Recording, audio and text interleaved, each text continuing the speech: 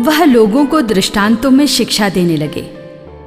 किसी मनुष्य ने दाख की बारी लगवाई, उसके चारों ओर घेरा बनवाया, उसमें रस का कुंड खुदवाया और पक्का मचान बनवाया। तब उसे असामियों को पट्टे पर देकर वह परदेश चला गया। समय आने पर उसने दाख बारी की फसल का हिस्सा वसूल करने के लिए असामियों के पास एक नौकर को भेजा।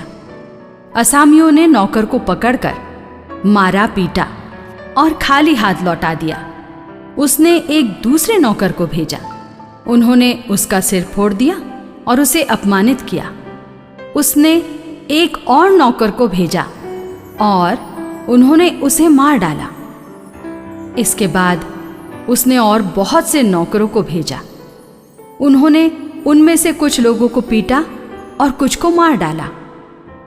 अब उसके पास एक ही बच गया, उसका परम प्रिय पुत्र। अंत में उसने यह सोचकर उसे उनके पास भेजा कि वे मेरे पुत्र का आदर करेंगे। किंतु उन असामियों ने आपस में कहा, यह तो उत्तराधिकारी है, चलो हम इसे मार डालें और इसकी विरासत हमारी हो जाएगी। उन्होंने उसे पकड़कर मार डाला और दाखबारी के बाहर फेंक दिया। दाखबारी का स्वामी क्या करेगा? वह आकर उन असामियों का सर्वनाश करेगा और अपनी दाखबारी दूसरों को सौंप देगा। क्या तुम लोगों ने धर्म ग्रंथ में यह नहीं पढ़ा?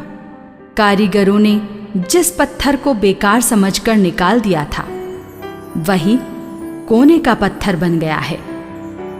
यह प्रभु का कार्य है, यह हमारी दृष्टि में अपूर्व है। वे समझ गए कि ईसा का यह दृष्टांत हमारे ही विषय में है और उन्हें गिरफ्तार करने का उपाय ढूंढने लगे।